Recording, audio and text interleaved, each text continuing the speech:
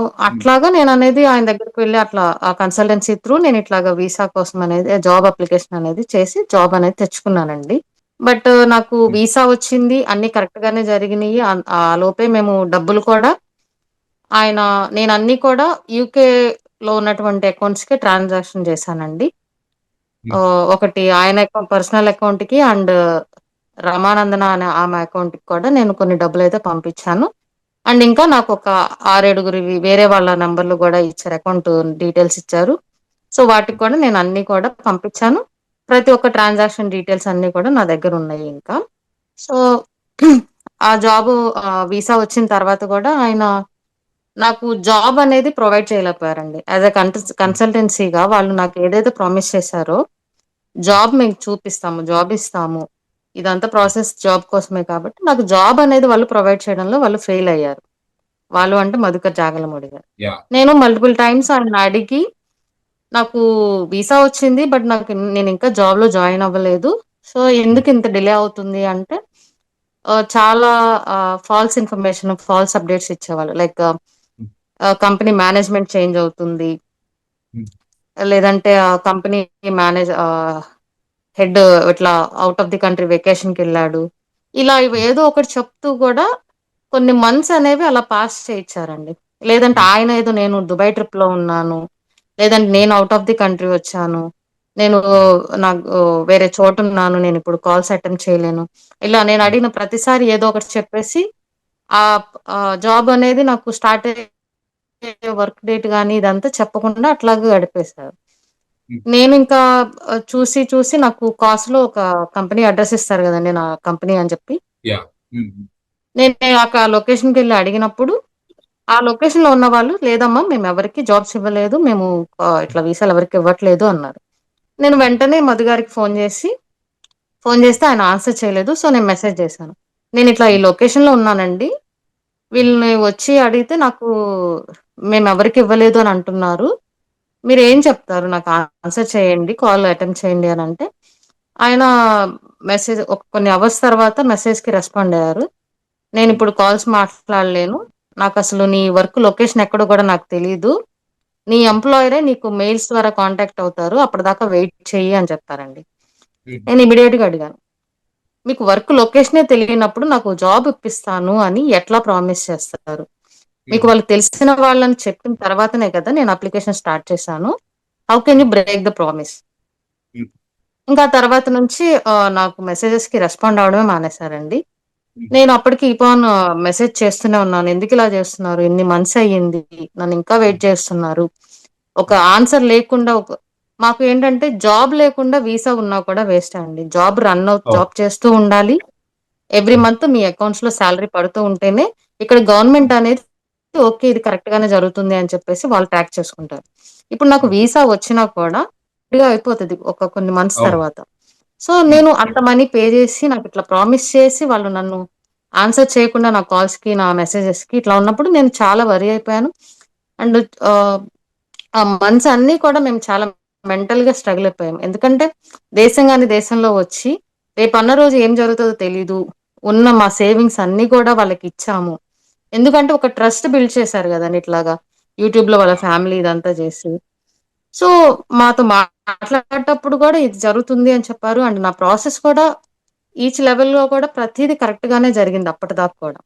ఆయన ఎప్పుడైతే నాకసలు లొకేషనే తెలీదనేసరికి చాలా అంటే ఒక బ్లాంక్ అయిపోయామండి. ఎందుకంటే అంత ట్రస్టీగా మమ్మల్ని అన్ని మంత్స్ నమ్మిచ్చి చివరికి మా కాల్స్ అటెంప్ట్ చేయకుండా నేనిట్లా కాల్ చేస్తున్నా అని జెప్పేసి నేనప్పటికి నా వర్క్ లొకేషన్ నేను చెప్పిన కంపెనీ ఓనర్ నంబర్ గూడా తీసుకొని నేను అతనితో మాట్లాడిస్తానండి. ఇదిగోండి వాళ్ళ నంబరు. కావాలంటే మీరు మాట్లాడండి.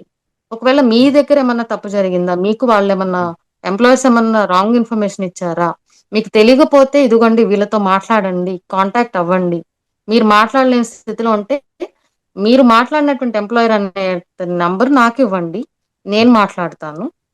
అని చాలా సార్లు మల్టిపుల్ టైమ్స్ నేను ఆయన రిక్వెస్ట్ చేసినా గూడా, ఆయన దగ్గర నుంచి ఈ రోజు వరకు కూడా, నా ఎంప్లాయర్ అనేటువంటి పర్సన్ యొక్క కాంటాక్ట్ డీటెయిల్స్ గాని, వర్క్ లొకేషన్ గాని, ఈ రోజుకి కూడా నాకు ఇవ్వలేదండి. మరి మనీ సో, మీరిచ్చిన నేనట్లా మనీకి సంబంధించి ఏం రిప్లై ఇంకా మనీ లేదండి. అయిపోయింది. అసలు నేను హ్మ్. ఎప్పుడైతే నేను ఆ లొకేషన్‌కెళ్ళి ఇట్లా కనుక్కున్నాను, వీళ్ళు ఇలా చెప్తున్నారు అన్నానో, ఆ హ్మ్. రోజు నుంచి ఈ రోజు వరకు కూడా నాకు ఏ విధమైనటువంటి రెస్పాన్స్ ఇవ్వలేదు.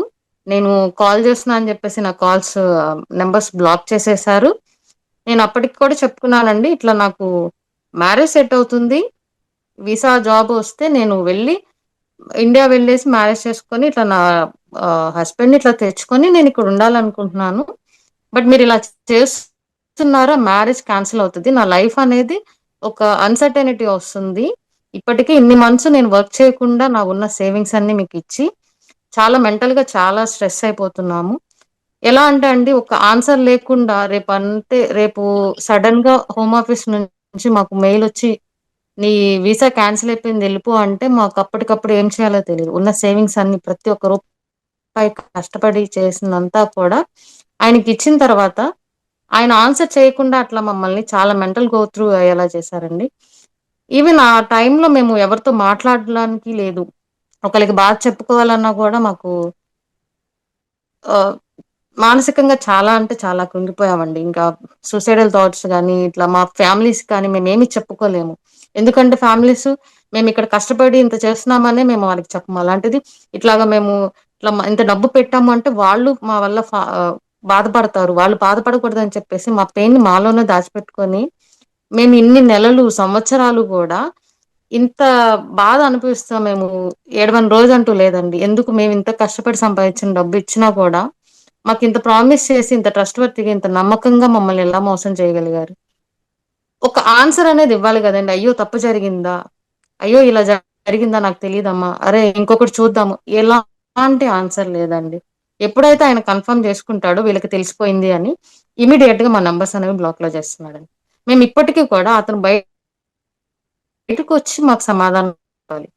నందన గారి గురించి మాకనవసరం అండి. ఎందుకంటే మేము ఆయనతో మాట్లాడి ఆయన ద్వారా జాబ్స్ ఇస్తానని ఆయన మాకు ప్రామిస్ చేశారు. సో, ఆయన బయటకొచ్చి మా అందరికి కూడా సమాధానం చెప్పాలి. ఇప్పుడు వాళ్ళు అంటున్నారు గదండీ! ఆమె ఎదుగుతుంటే చూసి ఓర్వలేకపోతున్నారని. యాహ్! నేను అవును. ఆడదాన్నే గదండీ! మరి నన్ను ఇంత మానసికంగా ఇంత బాధ పెట్టారు గదా! మరి నాకెవరు ఆన్సర్ ఇవ్వలండి. నా కన్నీళ్ళకి ఎవరు ఆన్సర్ చెప్తారు చెప్పండి? వాళ్ళు బయటకొచ్చి సమాధానం చెప్పాలి గదండీ! ఎందుకింత బ్రేక్ చేశారు? ఎన్నో ఫ్యామిలీస్ అండి ఇట్లాగా. నేనొకటైతే ఇంకా కొంతమంది ఫ్యామిలీ, పిల్లలు ఎన్ని ఉండి ఎంత మెంటల్ స్ట్రెస్ ఉంటదో వాళ్ళు అన్నారు. ఒకప్పుడు మేము తినడానికి తిండి లేక ఇంత కష్టపడ్డామని. ఆ కష్టం విలువ తెలిసిన వాళ్ళు ఈ విధంగా చేయొచ్చా అండి? మేడం అంటే లోకల్ తెలుగు వాళ్ళు వాళ్ళ ఫ్యామిలీ యాంటినెంట్స్ గురించి ఏమైనా చెప్పారా? అంటే మీరు వెళ్ళిన తర్వాత ప్రయత్నిస్తున్నప్పుడు గాని, మేము వీళ్ళ ద్వారా ట్రై చేస్తున్నాం అన్నప్పుడు, లోకల్ మన తెలుగు వాళ్ళు ఏమైనా వాళ్ళ ఫ్యామిలీ హిస్టరీ గురించి, వాళ్ళ నడవడిక గురించి ఏమైనా షేర్ చేసుకున్నారా? మీకు అంత తెలీదా? మోసపోయేదాకా అంతా వాళ్ళ ఇంటిగ్రిటీ బాగానే ఉందన్న ఇన్ఫర్మేషన్ మీ దగ్గర ఉందా? లేదండి. ఇప్పుడు మేమందరం కూడా ఇప్పుడొక గ్రూప్‌లో ఒక్కటిగా జాయిన్ అయ్యాం కానీ, జాయిన్ అయ్యేంత వరకు కూడా వాళ్ళెవరనేది మాకు తెలీదు. సో, మేము మోసపోతాము అని లేదా వాళ్ళిలాంటి వాళ్ళు అని చెప్పడానికి మాకు తెలీదు. మాకా ఇన్ఫర్మేషన్ ముందుగానే ఉంటే మేమక్కడి దాకా వెళ్ళము, వాళ్ళతో మాట్లాడము, చెయ్యము. ఇప్పుడు మేము బయటకొచ్చి మాట్లాడుతున్నాం కాబట్టి, ఇప్పుడు అందరికి తెలుస్తుందండి. ఇలా చాలా మంది సంవత్సరాలు ఇప్పుడు నేనొక్కదాన్నే బయటకొచ్చి మాట్లాడితే ఎవరు నమ్మరు. వాళ్ళిప్పటికి స్టిల్ డినై జేస్తున్నారు గదా! మా మీద అవును. మా మేము ఎదుగుతుంటే చూసి ఓర్వలేని వాళ్ళు మా మీద బురద జల్లుతున్నారు అని. ఇంతమంది వచ్చి మేము కన్నీళ్లు పెట్టుకొని మా బాధలు మేము వ్యక్తం చేస్తుంటే కూడా స్టిల్ వాళ్ళు ఇలా మా మీద తప్పుడుగా ప్రచారం చేస్తున్నారు అని వాళ్ళలా చెప్పుకుంటున్నారు. అలాంటిది నేనొక్కదాన్ని బయటకొచ్చి ఇలా జరిగిందంటే అసలు ఎవరి చెవి దగ్గరికి కూడా వెళ్ళదు. ఎవరి దాకా వెళ్ళదు. సో, మేబీ కొంతమంది బయటకొచ్చి చెప్పుండొచ్చు. కానీ అది మా దాకా రాలేదు కాబట్టి, మేము మళ్ళీ అతని దగ్గరికెళ్ళి ఇవంతా చేసి, మేమిలా మోసపోవాల్సొచ్చిందండి. సో, మాలాగా ఇంకొకళ్ళనేది అతని వల్ల, ఆ ఫ్యామిలీ వల్ల ఇంకొకళ్ళు కన్నీళ్లు కార్చకూడదని మేమందరం ఇంత ముందుకొచ్చి ఫైట్ చేస్తున్నామండి. అంటే కంటిన్యూ చేస్తారా మేడం? వాళ్ళు లీగల్‌గా ఫైట్ చేస్తామంటున్నారు. లీగల్ నోటీసులు పంపించే పనున్నారు. వాళ్ళ లాయర్ గూడా చెప్పారు మీరు చూసుంటారు.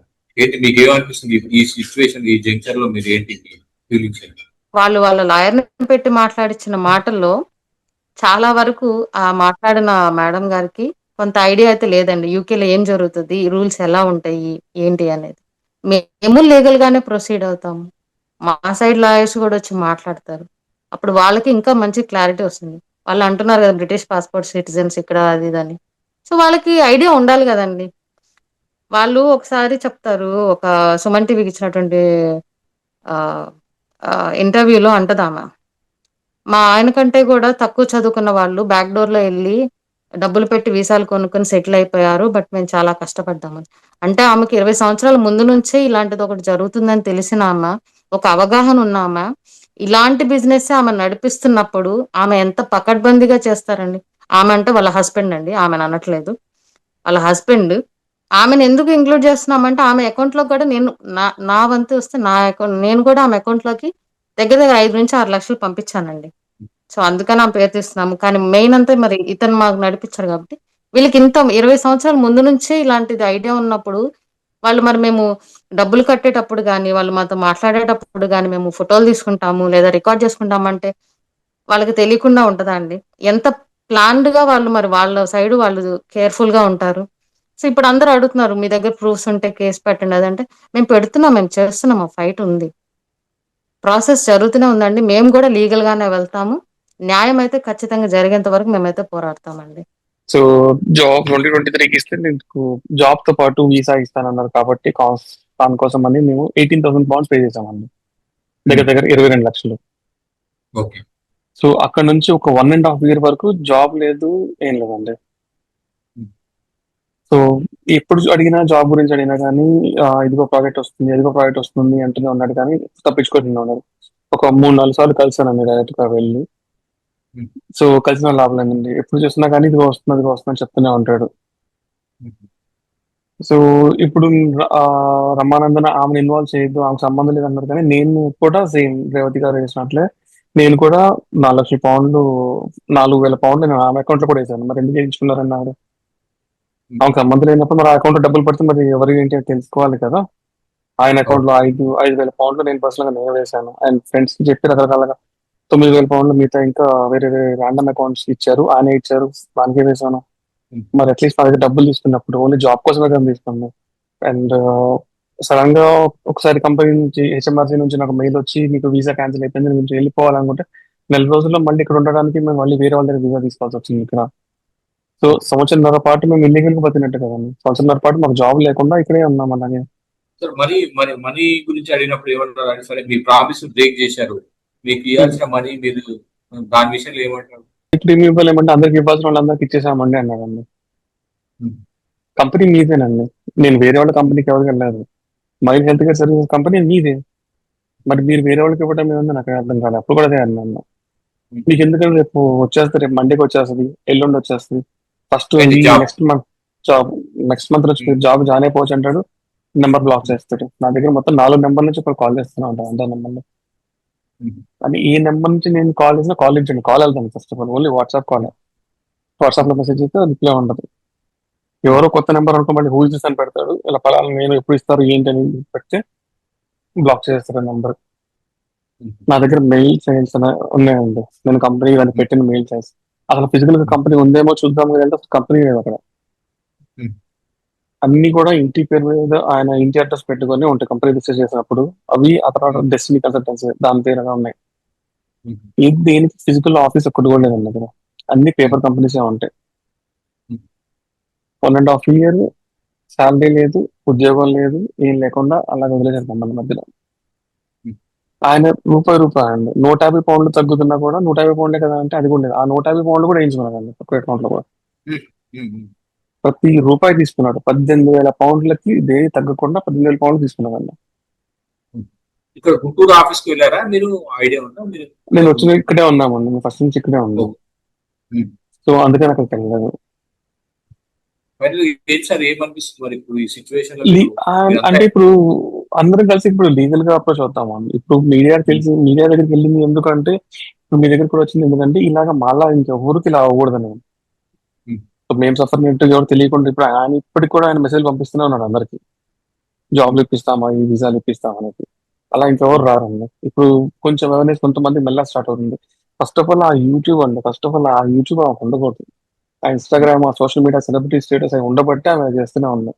లీగల్ గా వెళ్తామండి, లీగల్ గా వెళ్ళి ఏదైనా లీగల్ తీసుకుంటాం. వాళ్ళు ఎవరి మీద కేసులు పెట్టలేదు, ఎవరి మీద లీగల్ గా ఏం చేయలేరు.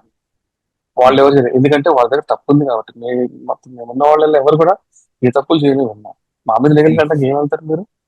జాబ్ ఇస్తామని ప్రామిస్ చేసింది మీరు, కంపెనీలన్నీ మీ పేరు మీదనే ఉన్నాయి, ఆఫర్ లెటర్ ఇచ్చింది మీరు, మళ్ళీ కంపెనీ ఇంకా మాకు శాలరీ కూడా ఇవ్వలేదు. సో ఇప్పుడు నేను ఇప్పుడు పోయినా నేను హెచ్ఎంఐ కంప్లైంట్ చేసుకున్నా కానీ నాకు శాలరీ 1.5 years ఇవ్వలేదు అనేసి నేను కాంపన్సేషన్ నేను కూడా ఫైల్ చేయొచ్చు. మీరు ఇప్పుడు ఫైల్ దాంట్లో స్టార్ట్ చేశాక మీరు ఫైల్ స్టార్ట్ చేశారు కదా వాళ్ళ పైన, ఏంటి మీకు రెస్పాన్స్ ఎట్లా ఉంది అక్కడ మీ వాళ్ళకి గ్రూప్స్ లోకల్ గా? తెలుగు కమ్యూనిటీ గ్రూప్స్ అండి అందరికీ తెలుసు అండి. ఇక్కడ వాళ్ళు ఇలా చేస్తున్నారని వాళ్ళు ఏ ఫంక్షన్స్ కి వాళ్ళని పిలవరండి. ఇక్కడ మీరు ఎప్పుడైనా చూడండి, మీరు ఏ తెలుగు ఈవెంట్ ఫంక్షన్స్ కైనా వాళ్ళని అయితే పిలవరండి, వాళ్ళు వెళ్ళరు. ఎందుకంటే వీళ్ళు ఆ విధంగా బతుకుతూనే ఉంటారు. వాళ్ళు ఇలా చేస్తున్నారని అందరికీ తెలుసండి, నాకు కొంతమందికి ఇలా ఇస్తారనేసి. అందుకే వాళ్ళతో ఎవరు ఎక్కువ రిలేషన్ పెట్టుకోరు. నాకు తెలిసిన ఈ తెలుగు గ్రూప్స్ లో కూడా నేను అడిగినాను, అడిగినప్పుడు కూడా వాళ్ళే చెప్పారన్నమాట, వాళ్ళు అట్లాంటి వాళ్ళు పిల్లము మేము అది అని చెప్పారు. సో అదండి, మేము అందరం కలిసి లీగల్ గా ఇట్లా ఫైట్ చేద్దాం అనుకుంటున్నాం. మీడియా తరఫు నుంచి మీరు కూడా నాకు హెల్ప్ చేస్తే అది చాలా హెల్ప్ అవుతుందండి. అందరికి all the best, take care.